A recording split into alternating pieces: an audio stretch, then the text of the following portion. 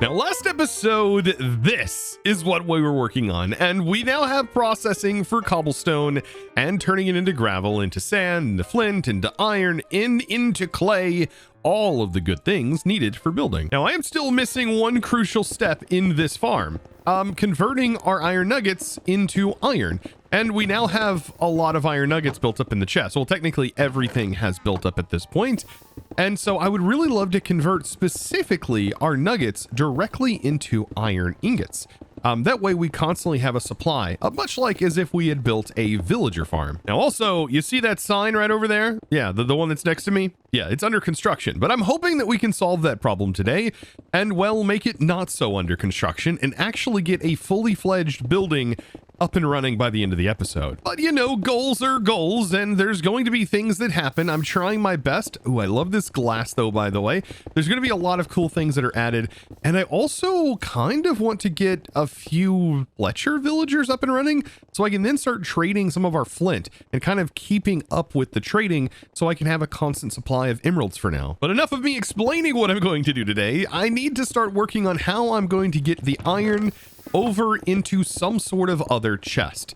Now, I was thinking I could potentially place another chest right here, and you might be thinking this is a very compact space. How in the world are you going to easily get iron into this chest and compact it? Well, I think I have a way. See, there are a few methods we could use. We could use a belt, but, well, that's going to have some issues, right? Because we're going to have to give it some sort of opposite rotation power, which is very, very doable to have a belt send our stuff. We could also have a fan and move our lava here and have a fan that moves our stuff. That also requires some rotational force. But there's actually another way to use this, and I actually had to utilize this quite a bit when I played a pack called Arcane Engineering about a year ago. And yeah, it's all on the second channel, by the way. You can find that at Chosen Live if you want to give that a subscribe. There's a lot of Create content, believe it or not, over there. And that whole series was a massive Create project. Yeah, that's enough said on that one. But I did learn a thing or two about how to move items around and how to move them in an interesting way.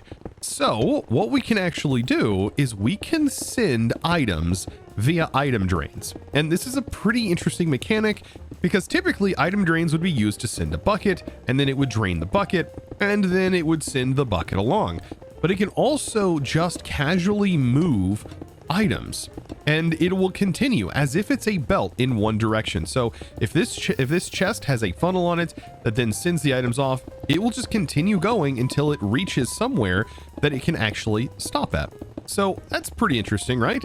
And how exactly are we going to manage the processing of these items? Well, we can use a depot, and this will end up collecting the items onto the depot, and then we can place the items into a basin, and then we can use a mechanical press to press those items into ingots. Now, I still will need rotational power here, and I also want to use belts here, so some rotational power is also going to be needed, but it can easily be sent directly via a shaft right across, and yeah, we can definitely use a belt here and just send the items right back in. This is going to be pretty easy to do, and if we go ahead and right click this with our wrench, we can force this to have the auto output be here. Now, we are going to have to specify specifically that we want iron ingots out of this. Otherwise, it could continue pressing if this ever gets filled up and press the iron ingots that it produces also into iron blocks. And I don't think we want that. So a way that you can prevent that from happening is by simply taking an iron ingot and defining it as the only recipe that the basin can craft. And this also works for the mixer and is a very integral component to getting recipes specific, because there are several recipes, like I said, much like the iron, that if continued inside of a container will end up crafting the wrong things, and you don't always want that. Now, I also want to be able to get the items out, specifically the iron nuggets. So in this case, if you want it to be specific, we are going to need to do this. We're gonna have to use a brass funnel and make sure we have one specified. And I'm gonna try my best to set this up so that way it outputs here, but only outputs 9 at a time. I know right now it's outputting 64, but if I go in here, I can say exactly 9, which is the exact amount. And then we want to make sure that it's only pulling out nuggets. Otherwise, it might actually grab the flint before this one grabs it, and we'll actually toss flint down the line, and you'll end up with flint.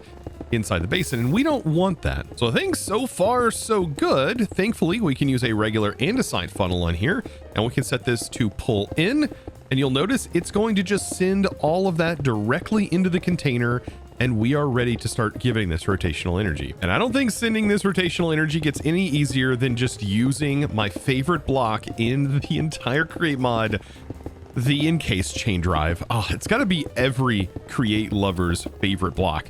It just makes sending the rotational power so much easier. You can see right here, then we send that through. It allows it to go straight through here and right into an andesite funnel, thus constantly filling this up with now iron.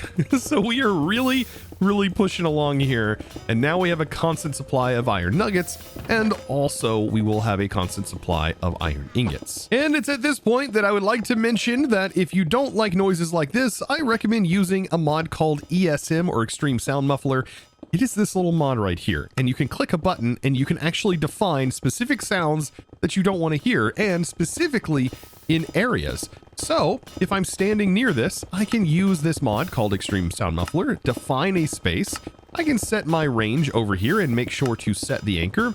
And then I can just go mechanical press. Yeah, we can definitely limit that sound a little bit, and we can reduce it by quite a bit. Otherwise, that sound will get incredibly annoying incredibly quick. But yeah, I mean, you would think that the cobblestone would probably be getting on my nerves, but it's kind of soothing. It's almost like white noise. Reminds me of my childhood, hearing a constant roar of a box fan.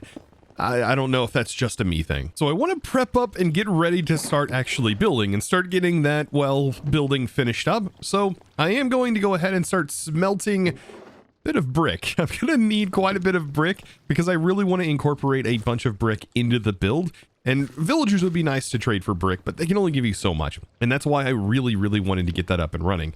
I mean, brick is one of those things. I mean, you have to spend hours just farming up enough clay. It's definitely a grind, but it is a really pretty building material when combined with the right things. But it's just one of those building materials that is just such a pain to make because it takes 4 pieces of clay to make a single block. Now that I've got all of that brick crafted up, I guess there's no time like the present.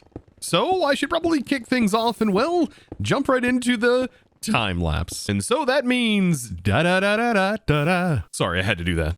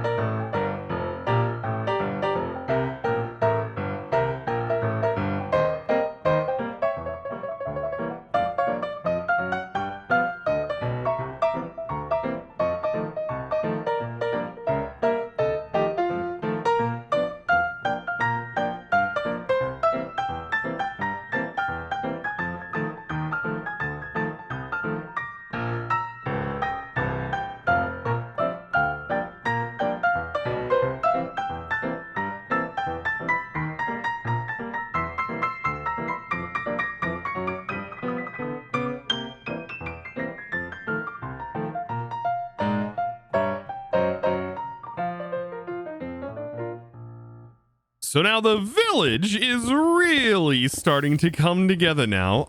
It's feeling very, very nice. And I'm really enjoying the way this is starting to look. However, I do have some paths I've got to take care of. But villagers are on the list of to-dos today. I really do want to get some villagers up and running. And that means we're going to have to figure out a way of possibly carrying a bunch of villagers back here, because I want to set villagers up inside the top area up on the roof. And that's just going to be something that I've got to figure out. How do I transport them from one village to another? I mean, we have an elytra, so I'm assuming we can possibly elytra them, but I just don't know how possible that's going to be. Now I've got my path laid in. It's looking pretty good so far. Got it all connected up, but we need to now go after some villagers. Not in a bad way. I just need some to trade with. And, I mean, I guess it could be bad. I am going to be putting them in a hole when I get back, but I was thinking of ways that I could potentially move them around the world. And how can I technically get them back here if I have to carry them a long distance? And can I stack multiple, like, on top of each other? Like, I'm pretty sure we can do that all with the carry-on mod. But what I don't know is, can I then pick them all up and actually fly back? Because that could be a little bit of a problem. If not, there is, I believe, the ability for you to have a boat, right? And have a lead on that boat and literally fly the boat. Yeah, just like that. However, there is a chance that, well, if you go at the wrong trajectory, you will end up dropping your lead. Very unfortunate, but it's still an option. Now I've just got to fly off, as I've not really taken a big trip since I got my elytra, and hopefully find myself some nice villagers. And I remember there being some up this way in the Savannah village, and I don't think those have been messed with too much. So we could potentially nab a few of our Savannah friends and bring them back home, possibly. Now, they also need to be villagers that haven't been traded with, and I'm going to have to take them away, right? The best way to kind of get their trades to disappear quickly is to, well, just get rid of their workstation. But what I'm wondering is, can I pick you up and place you in the boat? Oh, I place myself in the boat. Okay, and then you're good. And if I break your workstation, you lose your work ability. Perfect. Now you're unemployed. That's exactly what I want. And I need to find all of your other friends and do the same thing for them. I think they all heard that I was coming after them, so they've all decided to head into their house, which, you know what, I'm not too sad about. We just got to keep these guys from, well, picking up other trades. I'm pretty sure I can stack these guys on top of each other by clicking them on there. Oh, that is so cursed. But can I pick them all up after they've been, well, stacked on top of each other? I've not tried this yet. How? Okay. Interesting. I'm going to have to figure out a way. I know stacking them in a boat seems to really work. So if I could potentially fly the boat back home, I think we could be in business. And so this is just going to continue to get more and more cursed, isn't it? I mean, yeah. It seems that way. But it doesn't appear, like I said, it doesn't... Oh no, they're taking damage. It doesn't appear like I can pick them up while they're all stacked in this form. So I'm just going to continue to put them in the boat and kind of use the boat, I guess, as a way to move them about. So, I mean, this is a pretty decent start. But how am I going to get them out of here? That is the question. Like, can I actually just fly and drag them along with me? I just have to fly ever so softly. Oh, and... Oh, no, they come crashing down. I mean, if I have to do this over and over again, we might be able to do it, but... This will be pretty challenging. I wonder if I'll have better luck, like, dragging the boat into the water, and then, like, elytraing out of the water and rocketing with them. Did that work? Oh my goodness, it totally worked! Yes, that worked so much better that time. Okay, so now we've just got to work our way back home as I fly a boat through the sky. Ah, yes, nothing like soaring through the sky with a boat full of villagers. You've got to love the new mechanics of the 121 and up, allowing you to do this. It is honestly, yeah, it's kind of interesting. I guess you could do this technically with any mob in vanilla. I mean, this would 100% work. And then we just land with the boat and they're all safe and they're ready to go into their villager hole. Yes, I have trademarked the term villager hole. You can't use it. No, you're not allowed. I'm thinking the best possible way to get them in here is to just, well, drive all of the villagers in here myself. I think that's going to be a pretty good idea, right? And then now that they're in here, we can rock the boat. Maybe. There we go. And now they're all inside of the hole and we can just dismount all of the villagers, just like this. Look at that. And we have several of them. I mean, possibly we could even set up a villager breeder. Now I'm thinking around back here, we could probably set up a very easy like villager trading hall area. So to do this, we will need a few like stations. And so I can actually place these starting like right here, one, and we can place them all right next to each other as well. So 1, 2, 3, 4, 5, and then we can do 6, 7, 8. Doesn't really matter here, just so long as we have some beds. And we also sort of fence this off. We are going to need like quite a bit of this area actually fenced off. And quite a bit of space too, because I'm going to also add some farms for these guys to farm back here. And I do want a way to get in here, so I usually like to double up on the fence gates because I also want this to be raised up high enough so the way zombies and pillagers can't get to them. And in my opinion, this is what I would call a very organic sort of villager farm, because I have seen some that are very, very compact and can be done in like a 3x3 area, but it really doesn't feel like the villagers are having a good time, you know? This feels a bit more open. Now, really what makes this farm work is the fact that there are going to be more beds that are in existence than the amount of villagers we have, and more workstations. So they're not going to be locked to any particular workstation, but what they're going to do is once we give them some food, they're going to start to make more of their villagers to be able to fill these slots. And if there's no more slots to fill, then of course there's no more places for them to go. But yeah, it's definitely going to get the job done. I'm pretty sure this is going to work just fine. It has really never let me down. Now, I do also like to make this automatic, so I don't have to worry about it.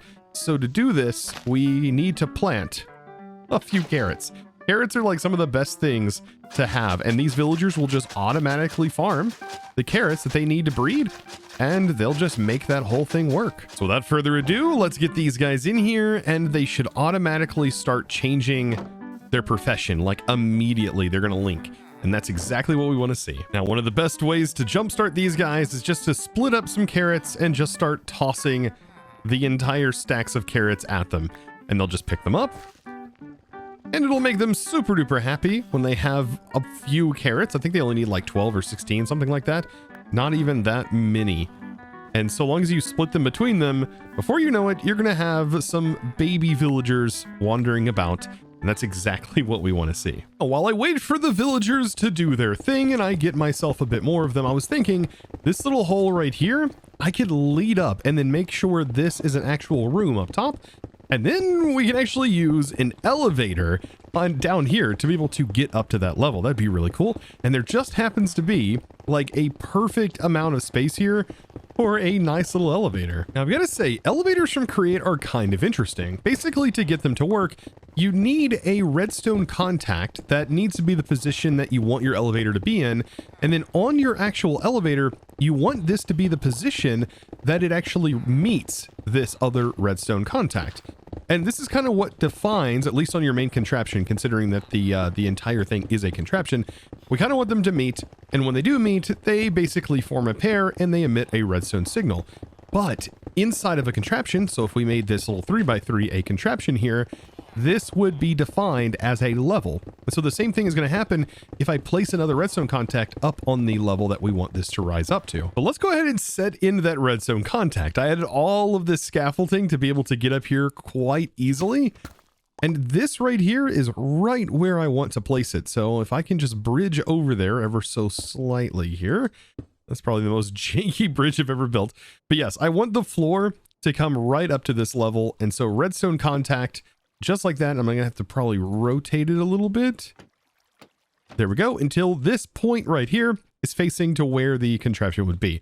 That way it's directly above these. And I think these also have the ability to be labeled as well. We're going to work on that after though we get the rest of this built. So now it's time to actually build out our, what do you call this, lift? It's just going to be a basic lift. But I do want to go up, I think about 4 blocks. So 1, 2, 3, 4, just like this. And on all sides, kind of do the same thing. Just making sure we keep everything sort of level. I want to give this a little bit more space than I think I'm going to need. I think that's what's going to actually make it feel realish. On the top, we're going to place the casings in on here so we have a solid surface. And this, you can go bye-bye. And then I'm going to line this with some brass bars. That's going to make that nice and pop. And then on top of that, I think I want to go with the brass table covers. This is something new that was added to Create, and I think it just gives that little bit extra level of ornateness on the outside of these blocks. I think it's going to work out great. And then in the middle, an andesite casing, not on the table. Hold shift. There we go. And that should now be the actual anchor point that we're going to connect to. Let me go ahead and get these out of here. There we go. I'm trying to get the blocks off the table covers when your inventory is full. An absolute mess. Anyways, so now I have this, and we just need to build out the power that's going to actually lead to the thing that makes this work, and that is the elevator. So now I just have to run some power to this. So I'm going to rotate this around until we get a chain drive that is nice and connected up in here. Perfect. So we're getting a little bit of rotation, and we're going to have to change our speed whenever we get up there, and I'll be able to do that with the speed controller. But yes, let's get our shaft ran through here, and we want that to go directly into a vertical gearbox. So we'll go ahead and craft that real quick, get it nice and set up. And I should be able to connect this all the way. And there we go. That is now rotating, which is exactly what we want. We can extend the shaft, place andesite casing on it to make it match. And then, yes, all the way up here, I just need to run this shaft. I don't know how high, but I'm just going to keep clicking until it stops. Yeah, we're going to have to we got to keep going. So we did reach all the way up here. I'm going to start filling this out with some of the andesite scaffolding. And just like we did on the bottom section, andesite casing on there. Beautiful. And continue that work all the way through here, utilizing the scaffold, but making sure to leave a empty space because this is going to be the hole for our actual elevator once it makes its way up here. So now that I'm up top, we're going to get this all the way up pretty high, honestly. I want it as high as I can get it up here, and that is going to make it look kind of nice. Let's go ahead and bridge off, and then I think this is going to give us enough room if we switch this over, place a speed controller down, place a large cog inside of this. This is going to allow us to program. Honestly, that speed right there is already like pretty darn good. And then what I can do, if I have a little bit more space, I can use this, I guess. It's just so hard to build like whenever you're up in a high space like this. Okay, so we'll take this down. And we can just place the pulley, the elevator pulley right here. We just want to make sure it's right in the center. And yeah, you can go connect it right to this. And then we rotate it around.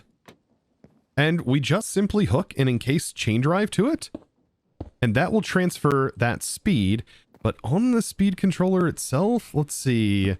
Let's choose a nice speed. I mean, honestly, probably 32 probably feels pretty good. That feels like a pretty nice pace right there, but we can always come back up here later and change it if we really want to.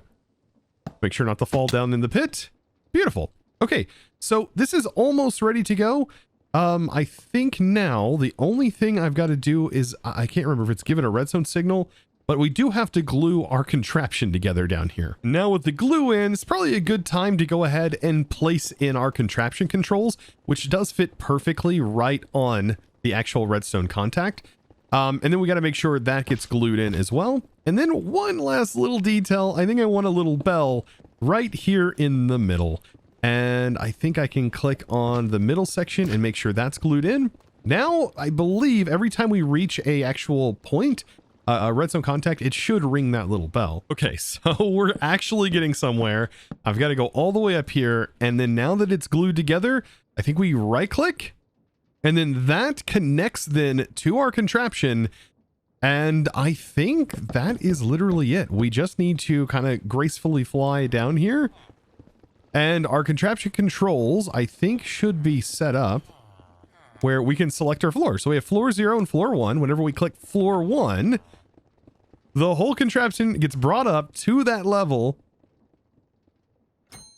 rings the bell, and we are now here. How neat is that? And then when I want to go back down, I just hit that level and we just gracefully flow down. I can increase the speed of this, by the way, but I mean, honestly, not too bad. Now also, if we want to just add a floor, which I think I want to add a floor like literally right there, we can just add a new floor mid sequence. And now we have 1, 2. And so 0 will be our home floor. Then we continue to move on up. For example, I want to go back down, or if I want to go in the middle of the operation, stop here, we can stop here too. And I kind of want to stop here because, yeah, I think I'm going to actually turn this into another level as well. Now, as far as a villager trading hall goes, I'm trying to come up with a clever design, but I don't know if I should go the normal route. At least for these, I don't think I'm going to have to worry about it with the fletching tables. Like, we should be able to just place them down and maybe they'll stay on the seat, but I'm worried if they don't have the pathfinding, they're not going to participate well. But hey, it's all worth a shot. I'm going to find out if placing these villagers on a seat can actually work as a villager trading hall. It's going to be kind of interesting to check out. I do have a few villagers that are now ready to go. I just simply have to take them out and take them for a ride on my elevator. Hey, I wonder if that's going to work, right? So we head on over here. I have to... Oh, I think it tried to link to something. Oh, I can't get through the door. There we go. And then select the floor. Thankfully, I can take this guy for a ride with me and see if this guy will actively set and change. Okay. Oh, wow. Yeah, that actually seemed to work perfect. Now I'm pretty sure these guys can trade. I can get like a trade for Flint. I do believe. Oh, and this 100% seems like it's going to work. They do work perfectly on a seat. I can pick up their workstation and they just work. That's great. But yeah, it does appear like Flint is an apprentice, so it's the next level. But I mean, that's going to be easy to do. We just got to get some sticks, which we have unlimited logs. So not only are there stick traders for emeralds, we'll also be able to trade with them. Oh, for Flint too. I wasn't expecting the seats to work out this well. I mean, honestly, like this is something I learned. This is new. This is new to me. Like, I mean, they work so well. I just place them on there, place their workstation, and then voila, they're just ready to go. Then I just simply trade with them. Oh man, this is where things get interesting because I gotta level them up to the next tier, and there it is. There's the Flint trade. So yeah, it doesn't take all that much, it looks like, to get them leveled up. And they all, I believe, should either, yeah, they definitely will have the Flint trade on the second go. Now, I've lined up the seats and starting to look really, really nice, but I decided to go ahead and decorate this a little bit. The extendo grip, yet again, coming in clutch here. It's so nice to have this thing.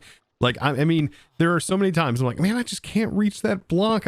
Now I got to build like a scaffold. No. I honestly, when I was building the windows here, I should have used the extendo grip. I always forget that I even have it. Oh, but it's so nice. And yeah, I'm going to decorate this much like I actually decorated this level.